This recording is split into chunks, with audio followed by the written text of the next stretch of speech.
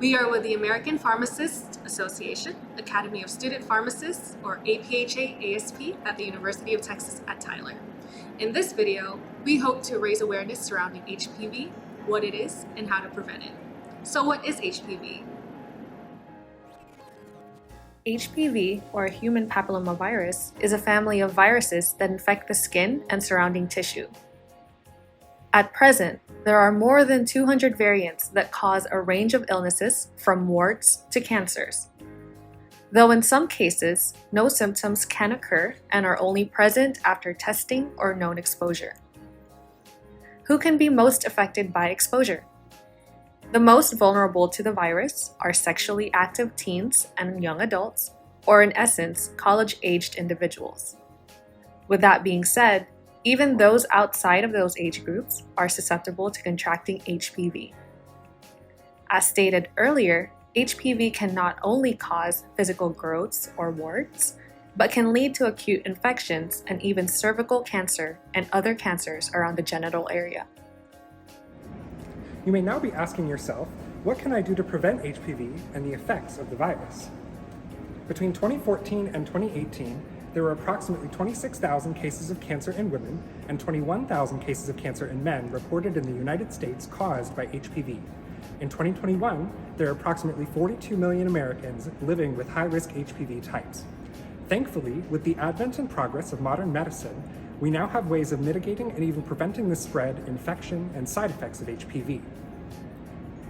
Because HPV is transmitted through intimate skin-to-skin contact or sexual contact, the first step to preventing is practicing safe sex or completely abstaining from it. The next option to prevent HPV would be vaccination.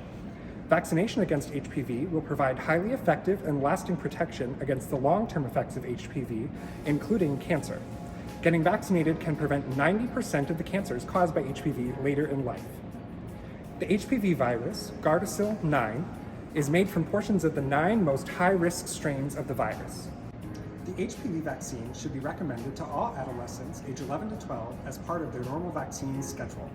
If they were not able to get the vaccine within this age range, they should be recommended to get it before the age of 26. If the patient is between the ages of 27 and 45, they are still able to get the vaccine, but they should consult their healthcare provider first. The vaccine is given in either 2 or 3 doses. If the patient got the vaccine before their 15th birthday, they should get a second dose 6 to 12 months after the first dose. If the patient got the vaccine after their 15th birthday, they should get a second dose 1 to 2 months after the first dose, with a third dose 6 to 12 months after the second dose. My name is Robert Baudouin, and I'm the parent of 4 beautiful children. I have a 19-year-old son, a 17-year-old daughter, a 14-year-old daughter, and a 3-year-old son.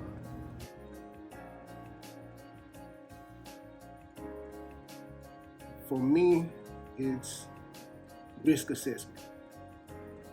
While I don't want my children to engage in sex, because that's a huge responsibility until they're ready, I also don't want them to develop cancer. Cancer is a far, far worse outcome than them prematurely having sex. It's a far graver situation. So I would look at it as getting the vaccine helps cut down on the risk of my son and daughter developing cancer and stopping the spread of an STD.